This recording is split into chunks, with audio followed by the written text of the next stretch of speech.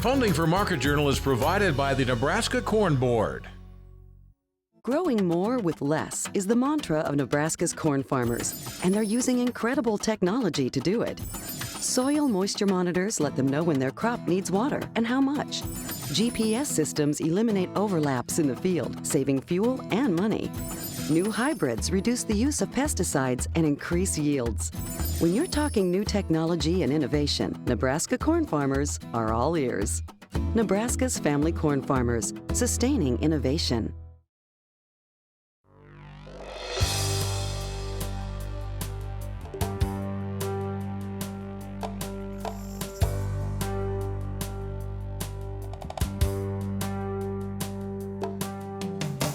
Market Journal, television for agricultural business decisions, is a presentation of the University of Nebraska-Lincoln's Institute of Agriculture and Natural Resources. Promotional support is provided by the Nebraska Farmer Magazine, and major funding for Market Journal is provided by the Nebraska Corn Board. Welcome to this week's edition of Market Journal. I'm Jeff Wilkerson. On this episode, Darin Newsom looks at corn and soybean trade. Mark Licht talks about seed germination in cool, wet soils. Greg Ibach describes Nebraska's Livestock Siting Assessment Matrix. And Chandran Achutan discusses farmer health. DTN senior analyst Darin Newsom is our corn and soybean market analyst this week. As we said earlier this year, the United States exports about 15% of its corn crop. From October through February, nearly a quarter of those shipments have gone to Mexico, more than any other country. Mexico, along with the U.S. and Canada, comprise the North American Free Trade Agreement. Multiple reports Wednesday indicated President Donald Trump was preparing to withdraw from that agreement. The president tweeted Thursday morning, though, he would aim to renegotiate NAFTA but pull out if the three countries couldn't reach a fair deal.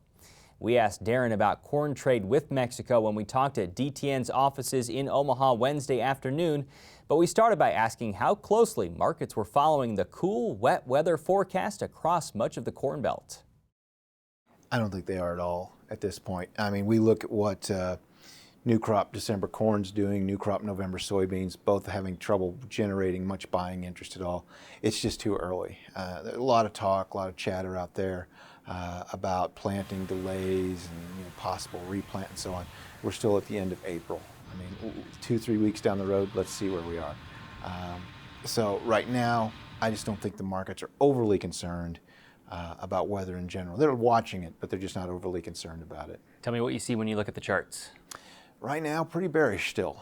If I look at long-term monthly charts, which is what I like to defer to, weekly charts, we can get some movement every once in a while, but by and large, just having a hard time getting out of this low end, getting out of the low end of the range that we've been sitting in for quite some time.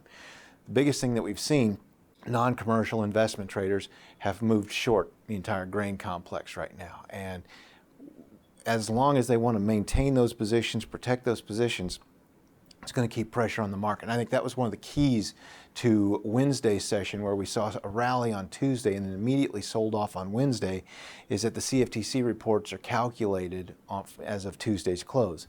Non-commercial traders came right back in on Wednesday and started putting pressure on the market and corn again. So we'll see how all that plays out. But from a technical point of view, grain's still struggling in here. Where might the value be if you're trying to unload some old crop? What we have to see, number one, from a fundamental point of view, basis is still relatively weak across the board. Futures prices are low, so that means cash prices are low. The value could be is if we continue to see strong export numbers, meaning we have to see strong exports continue like what we've seen over the last number of months. If that can happen, that could start to pull the old crop market up. Also, coming up in May, we have USDA's third initial look at the new crop market for 17-18. Everyone's going to quit caring about old crop, and so often that opens the door for some changes, for some increases in demand to happen in the old crop market. That could also give a bit of a boost to the cash market, maybe give us some better opportunities here over the next few weeks. Well, let's talk about exports. You mentioned they've been really strong. You would think at least soybeans would be slowing down now, and once that safrinha crop comes online in Brazil, corn would slow down. Do you see that happening? Most likely, yes. I mean, we are seeing the seasonal sell-off in soybeans. We're running a little bit ahead of what USDA has projected for marketing year to marketing year change. You know, we can look at some other numbers, statistics are what they are, that actually indicate we're a little slower than we need to be in soybean exports. Corn's running well ahead of last year's pace and ahead of USDA's projected pace. So, you know, the question is, how long can this continue? And if it does continue, when will USDA account for it in its monthly reports? And again, it may not be until, it's possible we could see it in May. You know, hopefully we could see it start to happen in May. I think we are going to slow things down. I think there's a lot of global competition out there. We've already seen China switch over to South American soybeans, and you know what the key is going to be: how long can we keep people interested in our corn market? How concerned are you at the #1 market in Mexico? I think it has to be a concern. I mean, this week's news that the administration is looking at basically blowing up the NAFTA. That includes, you know, 2 of our 3 largest ag trade partners, including one of our largest corn buyers being Mexico. You know, over the last couple of months, there's been a lot of talk about this, a lot of noise. Ag ministers from Mexico heading down to South America, down to Brazil, down to Argentina to talk about possible trade agreements between those South American countries. So, you know, all of that's on the table right now. So far, it's all been talk. But if indeed we do blow up NAFTA and you know, we move on and try to force renegotiations with our trade partners, then that's action. And then we've talked all winter long that, you know, exports have stayed strong because there hasn't been any action. It's been all talk. But now if we cross that line and we go into action, our markets could start to reflect that. I'll close out asking about your outlook for basis. Mm-hmm. Still look for it to be relatively weak. I mean, we've got huge stocks as reported in the March 31st quarterly stocks. We've got a lot of stocks of corn, soybeans, and wheat to continue to move. We're in the last quarter of the wheat's marketing year. We've got, you know, we're in the second half. We're getting deeper into the second half of corn and soybeans marketing year. So we're going to have to find a way for demand to stay strong. If we don't, it's going to show up in basis first, even with these weak futures. And that's a real problem, as we talked about earlier. To have that combination, low futures prices, weak basis, just doesn't help the cash market at all. Next week, Mike Briggs will join us to look at cattle markets. With U.S. farmers 17% finished planting the 2017 corn crop and 6% complete in soybeans, cooler and wetter weather was forecasted across major growing regions of the country this week. Daily average soil temperatures at 4 inches Wednesday showed a low of 41 degrees at 2 locations in northeast and north central Nebraska. While rain could put a hold on planting progress, soil conditions might also affect seeds already in the ground. On Wednesday morning, we talked with Iowa State Extension Cropping System Specialist Mark Licht to learn more about the potential impact. We started by looking at corn and asked, when it comes to soil conditions, how cold is too cold? Well, you know, when we start thinking about planting dates and when we want to really get out there with corn planting, you know, generally the first thing we think about is the soil temperatures being 50 degrees and I'll say warming, you know, kind of looking at that 3 to 5 to 7 day forecast. And so, you know, for a large part of the area, you know, quite honestly, much of the corn belts we're in that area right now in that time frame. But I think the key here is, what does that 5 to 7 day forecast look like? How are those soil temperatures going to respond to what's going on? Can you explain how the cold or cold and wet soil impacts the seed? Yeah, so the biggest concern we have, especially with cold, wet soil, is really the first 24 to 48 hours after planting. You know, this time frame is critical because that seed is absorbing water. We call it imbibition of water, and that's really the initiation of that germination of that seed. So a really quite critical time period. We really don't like to see, you know, drastically colder, wetter, you know, conditions around that time frame. But really, that time frame continues out from basically, you know, not only when we planted, but all the way out until when we have emergence occurring. Because, you know, cooler, wetter soils, well, do a couple things. You know, the first thing is that, you know, it just delays that emergence rate. So how long it takes it to get from planting to emergence. But then that combined with, you know, the colder weather really sets that seedling up for root pathogens and pathogen infections on the mesocotyl. of the seedlings. So, we like to see that plant come up really quickly, just because it minimizes any issues or problems from a vigor standpoint, but also minimizes that pathogen effect.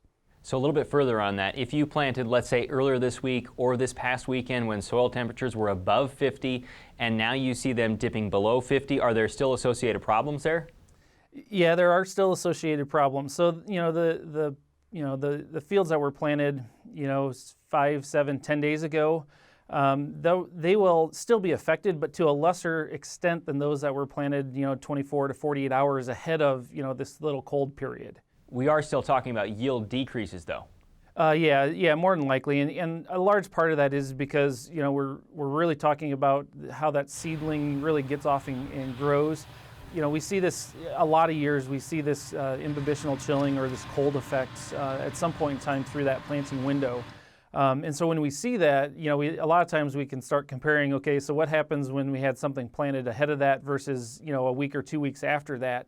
And in a lot of cases, the corn planted or even the soybeans planted, after that cold snap, performed better than the crop that was planted ahead of it. Yeah, how different are soybeans here from corn? Yeah, quite honestly, they're quite similar. One of the bigger differences is that we tend to say that soybeans, like that soil temperature to be a little bit warmer ahead of planting anyhow. I think by and large that's true. A lot of times we don't think of soybeans as having this imbibitional chilling problem, largely because we're planting our corn first, and by the time we get corn done, the soils and the spring is moved on a little bit, and so we tend to have less of a problem or less occurrence of that happening on the soybean side. So what do growers need to look for out in the field then, Mark? I think the first thing is kind of look at, how long is it taking that seed to get from, that planting to emergence. A lot of times we say that should be 90 to 120 heat units. Ideally we'd like to see it, it happen in 7 to 10 days. If it's starting to happen, 14 to 21 days out, that's when we really start getting concerned, or if the heat units are increased on it, when we start seeing that. So we can kind of gauge a little bit by, just looking at the weather and saying, well, when should it be coming up? But then as we start getting out there, then I think we need to look at and dig up seedlings to see, did they germinate? Did the radical root, is the mesocotyl, hypocotyl, are they extending and progressing like they should be? Or have they, died, at the seedling stage where we didn't even get germination, or did they not get that hypocotyl, mesocotyl to the soil surface before they died? So those are a couple keys. Another thing is as we start to dig up seedlings, somewhat of a telltale sign of something a little bit more severe is obviously if that seed has died, but then also if we start seeing some corkscrewing on that corn mesocotyl. We are taping Wednesday morning. There's a freeze warning out for several counties in Nebraska and one county in Iowa for tomorrow.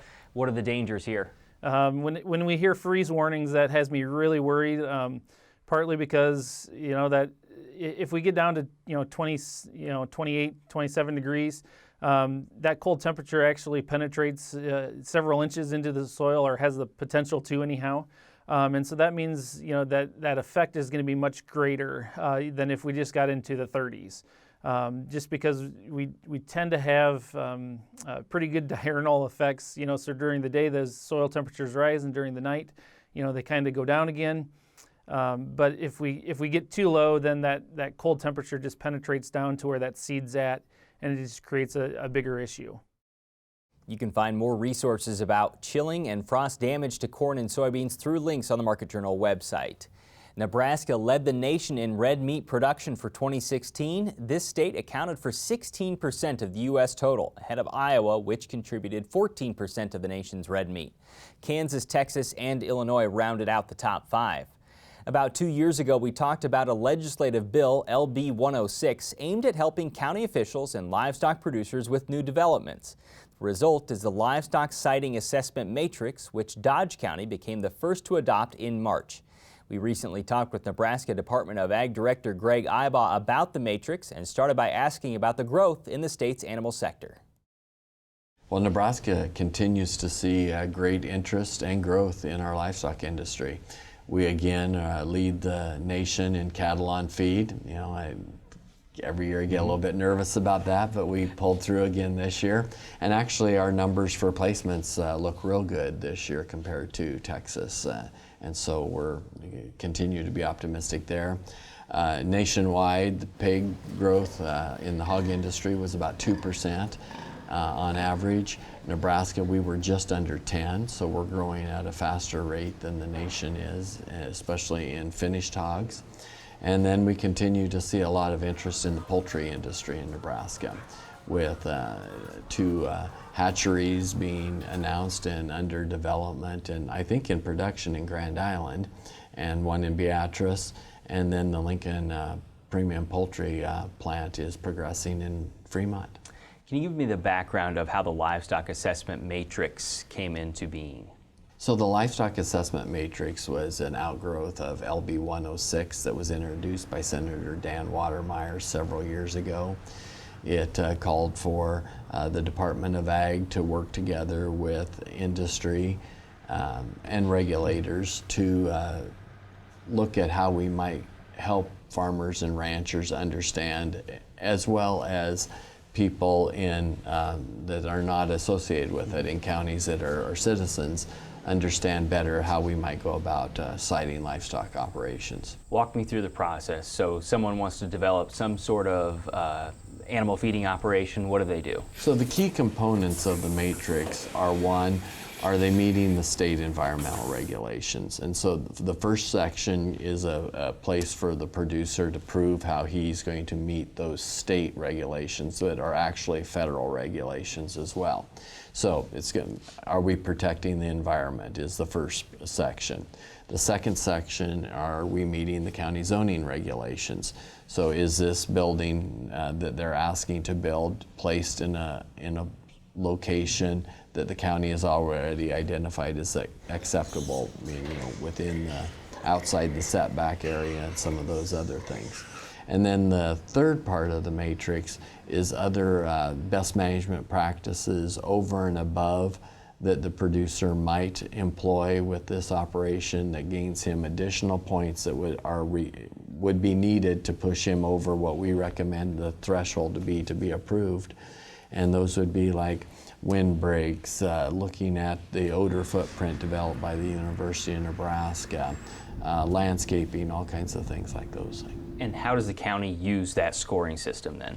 So the county needs to make a decision on whether or not they want to embrace the matrix, and it's voluntary, so that's up to each individual county. And usually the county zoning and planning will look at it, and then the commissioners will make the decision based on their recommendations. We've had 2 counties already adopt the matrix, and with that, there's varying degrees of even how to embrace that matrix. You can say if they meet so many points on the matrix, they're in. Or you can say we're going to use it as a guidance document, and we're still going to go through our process, but if they meet the thresholds, and if by using the matrix they prove they're going to be good citizens, it's highly likely that we're going to approve them. You can find Nebraska's Livestock Siting Assessment Matrix on the Department of Ag's website or through a link on the Market Journal homepage. The April Nebraska Farmer says sheep numbers in Nebraska saw a fairly substantial increase in 2016.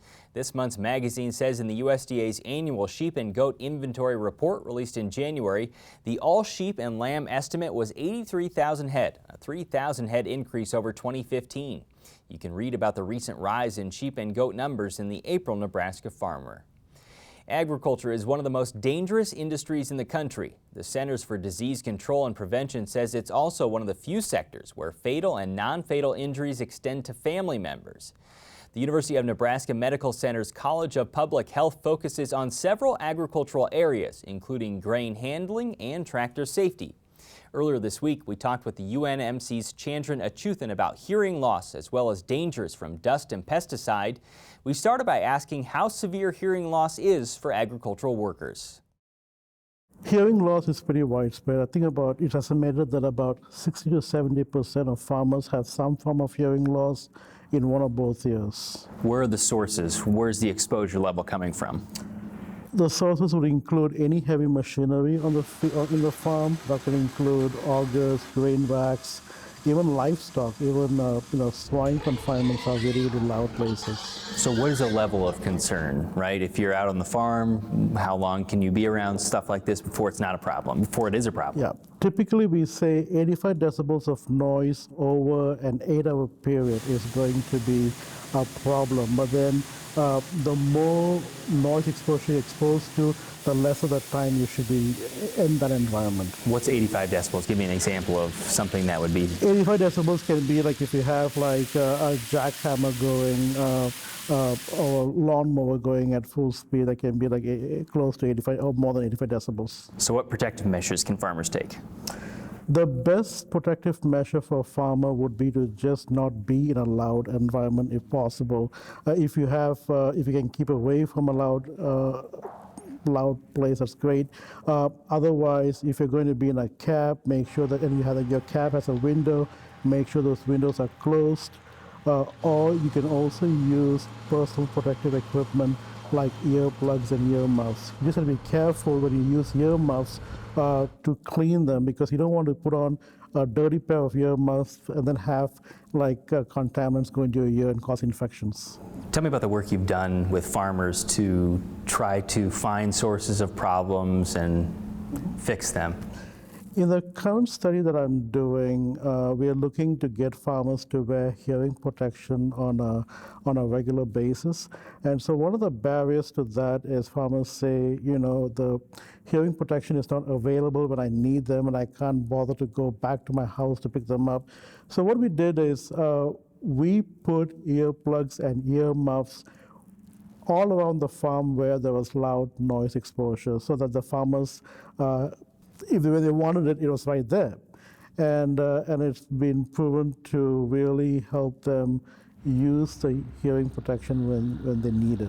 And they did use it? And they have used it, and we have data to show that they like the idea, they've used it a lot. Let's talk about dust and pesticides. First, dust. From where can dust be a problem? Dust can happen from everywhere. From when you do harvesting, you can have any small particles that are floating in the air, and you breathe it in, it can cause a problem. With dust particles, the smaller the particle, the smaller the size, the more dangerous it is, because they can enter deep into your lungs and cause problems. What kind of problems? You can have a lot of hypersensitivity pneumonitis. You can have organic dust toxic syndrome, which is similar to influenza. So you can have a lot of respiratory type diseases from dust. So masks? Masks, respirators, these are all good ways to protect one from getting dust exposure. Of course, the best way to prevent from getting dust exposures is to keep away from that environment if possible. And I know that's not always possible, so then you can use masks or respirators. How dangerous are pesticides? Pesticides are very dangerous chemicals. They really have a lot of active ingredients that can cause a lot of harm. And that harm can include vomiting and nausea all the way to death. A lot of farmers who are exposed to, if you're not careful, you're exposed to organophosphate pesticides, they can cause a lot of neurological damage. Now with this week's weather forecast, here's Nebraska Extension ag climatologist Al Dutcher. Well, folks, here again for the weekly forecast. During this last week, we dealt with two major precipitation events. The first event came in through the Monday-Tuesday time frame, primarily impacting western Nebraska, northern Nebraska, basically missing much of south central and southeast Nebraska. And then we've seen the cold air behind that front come in, and we've seen hard freeze conditions reported in the northern half of the Panhandle, north central Nebraska, and northeast Nebraska during the Wednesday and the Thursday time frame. So far, the lowest temperatures we've seen come out of the observation reporting networks has been 24 degrees up in the Harrison region, but we had several locations that were 25 to 26 degrees in the northern Panhandle and portions of northwestern Sandhills. So we've had the hard freeze. Now we dealt with the precipitation following that hard freeze from upper air low to our south, pumping up copious amounts of moisture into our region. Very heavy precipitation in the central plains, including some portions of Nebraska. And that trend will continue over the next 48 hours as the system makes its way to the Great Lakes region. So if we look at the upper air models, what we are going to notice is that we have a big upper air trough to our south, pumping up moisture from the lower levels and the upper layers of the atmosphere, and that is working up into the central United States with a surface low over northern or northeastern Texas, pumping that moisture around that upper air low, bringing that moisture into eastern Nebraska.